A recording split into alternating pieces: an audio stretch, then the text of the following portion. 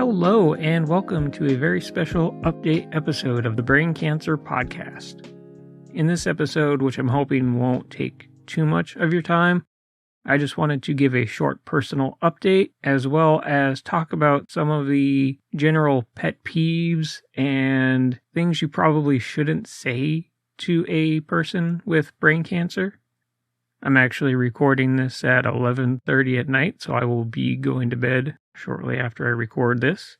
But I just really felt like I wanted to sit down and talk about this because it's just something that we deal with quite a bit, both online and in real life. I just wanted to try and clear up some of our general pet peeves as a brain cancer community. Things that we hear far too often, things that we hear people say about us, what we should have done, what we shouldn't have done. It's like a culmination of a couple of things that we've been talking about in our Discord group over the past few weeks. So I figured I might as well turn the mic on and just start talking for a little bit. As for me, I just had my MRI last week. Everything looks great. All of the swelling and radiation irritation has gone down quite a bit. What's left of the tumor in my resection cavity looks much better. You can clearly see how the swelling and irritation has gone down in the 2 months since I had the last one. And if you recall, that scan was the first one that I had since I had finished my radiation. Also, it took over 3 months because I had finished my radiation on November 22nd, 2022, and I'm recording this on March 8th. It's been about a week or two now, and the hair that I lost from radiation is growing back. I had shaved off basically all of the rest of my hair, just so that when it started to grow back, it would come back somewhat evenly. That is a bit of a challenge when you're trying to do it by yourself in the bathroom, and you're trying to not make too much of a mess. So it's easier to do it in the shower if you're going to do it at all. So my MRI looks good. My blood work looks good. I will actually be back there on March 17th, so just over a week, to get labs drawn and see the PA, just to kind of go over things. I should have another set of labs after that, and at some point we will be starting my next cycle of lomustine. That would be cycle 3. I also wanted to apologize because I haven't had a chance to really sit down and record. There's just been a lot going on, and I had a whole bunch of work to do, and I don't want to make excuses. I'm really sorry. I had actually recorded an episode. It is still being worked on, and I didn't realize that I had actually already talked about it, despite thinking that I didn't talk about it. But that happens, and I'm still going to publish it anyways. Hopefully it will help somebody. So I just wanted to talk about a couple things that are particularly annoying to us as brain cancer patients. We do see this on places like Reddit or the Facebook groups, and we hear it from possibly family members, friends, coworkers, whatever it might be. And our group on Discord always has a good time talking about how some of these things are just ridiculous. Number 1. Nonsense cures.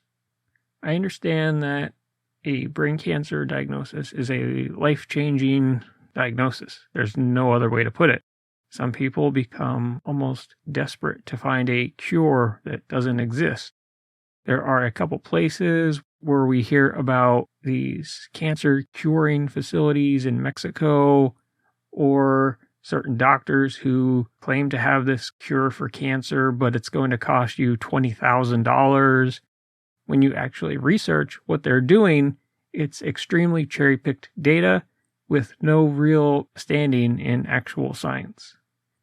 That also plays into the hospitals and the insurance companies and all of these other things, they have the cure, but they just don't want to give it to you, or they don't want to give it to the public because they don't make money off of that. When in reality, cancer isn't one disease. It is a number of different diseases. Our cells are growing uncontrollably, in different areas, and it's different cells inside of our brain, which is one of the reasons why treating brain cancer is so difficult. We can have an effective therapy for one particular mutation or one particular type of cell, but it won't do anything against the other 3, 4, 5, 20 other mutations. That's another reason why I am so for personalized combination therapy. I just realized that I'm probably popping the mic, and I'm really, really sorry, but my voice isn't exactly cooperating, and I don't think I've had enough water yet. Back to the nonsense cures. It doesn't really help us when those of us who are on different treatments or the standard of care, when somebody comes in and says that, oh, I actually have the answer. It's here and it's going to cost you $20,000 a month, whatever it might be. That is not helpful.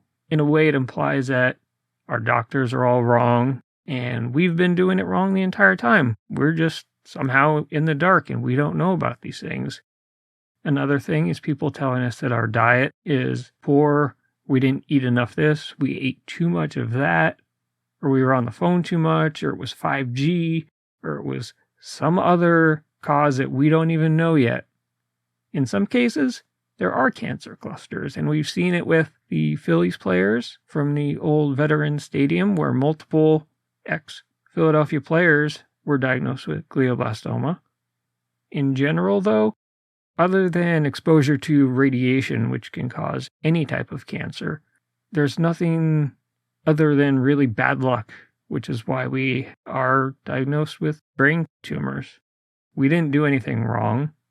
At this point, we still don't know if there is a possible genetic link. We know that there is a genetic link for other cancers, but brain cancer doesn't get nearly the funding that it really deserves to be able to research these questions. We also hear the, oh, well, you don't look sick. Well, thanks. What did you really expect us to look like?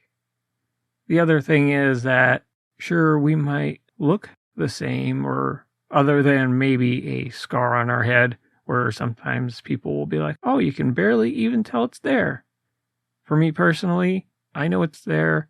My hair generally covers it up, but I'm not ashamed of any of that. It doesn't really matter to me because if somebody wants to judge me because I have brain cancer and a scar on my head and a little dent, well, then that's on them. I'm going to keep living my life. Another particularly annoying one is when we tell people that we have brain cancer. And I think it can be a surprise to some people because they'll proceed to tell us about their friend or how they had a skin cancer mole or some other tiny curable cancer removed and everything's fine now. And they expect us to be like, oh, well, wonderful. Great for you. Like, I'm glad that you were able to get that taken care of, but doesn't really change my situation here with this brain tumor. Another particular thing that we always hear about is that we're not the same person that we used to be. Well, we're not because we've gone through surgery, immunotherapies, chemo, radiation, disease progression, and yes, we get more tired than we used to. And yeah, sure, we would like to be able to think that we're just as good as we were before we started experiencing these symptoms, but that's really not the reality of it. I know part of it comes from a place of care where people just really don't understand what it's like on our side of the diagnosis. I could relate to somebody else with some other type of cancer, but I'm never going to know exactly what their experience is and what their experiences are like because different cancer treatments are different. Not every chemo makes your hair fall out. Temozolomide doesn't generally make your hair fall out. Well, Mustine, like I'm on right now, doesn't generally make your hair fall out. So while we may look normal, we're still going through the internal fatigue and the internal struggle. Some days are much better than others, and that's just part of being in our shoes. I promise I'm almost done here, but I wanted to add that People will sometimes send us articles about how certain things that we have to go through, like the gadolinium contrast for our MRIs or chemo in general, how it's so bad and that we should try and avoid this. I've seen people telling other people to just stop taking their Keppra because it's dangerous.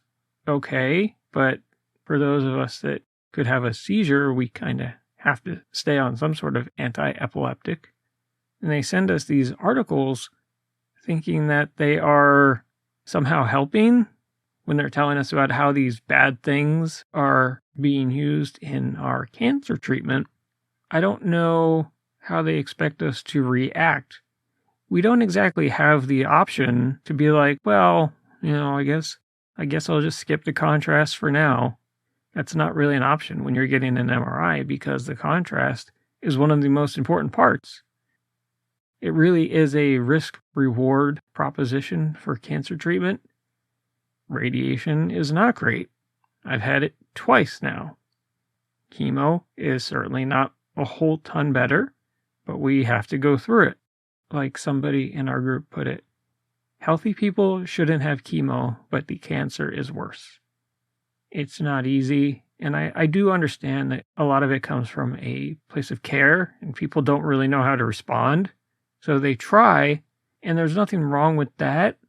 It's just we hear the same things, and we hear the same things from other brain cancer patients even. You really are walking into an entirely new world once you're diagnosed with something like this. That's why one of my next episodes, it's going to be a brain cancer checklist. We're going to go from diagnosis to treatment. We will break down what you should do at the beginning, somewhere in the middle, and while we're going through treatment. That actually is going to go hand in hand with another episode that I've also been working on. So I've got lots of ideas planned, and I'm just trying to find time to get everything in, because sometimes I get home from work and I plan to sit down and record, and I just end up falling asleep. And I know that I really should just listen to my body and go to sleep, but I think I'm okay right now. I think I'm okay. But I just needed to sit down. And talk a little bit, get some of my thoughts out there, some of our brain cancer pet peeves, and maybe one day I will make another episode about brain cancer myths and misconceptions and misgivings. The 3 M's. I just thought of that. But I want to say thank you so much for taking the time to tune in and listen to me rant for a little bit. I certainly needed that, and I'm feeling a little bit better right now. I will definitely be back soon with another episode. And I hope you all have if you want to reach out to me, you can email me anytime at braincancerpodcast@gmail.com. Make sure you follow the page on Facebook at facebook.com/braincancerpodcast. You can send me a message on there. You can leave a review. You can like and follow the page, just like you can do with your subscription on whatever podcast app it is you use. Spotify, Apple, Google, Amazon, Podbean. Be sure to like, subscribe, and maybe give a review. You can also follow the Twitter at BrainCancerPod. And stay tuned, because we've got a lot more things coming. You all mean so much to me. I just want to say thank you. I really can't ask for much more. You guys are the best support. Between my friends and my family, everybody that helps support me, it just makes me feel so thankful for what I do have. But we will be back soon, I promise. And I hope you all have a great day or night, and I will talk to you again soon. Bye.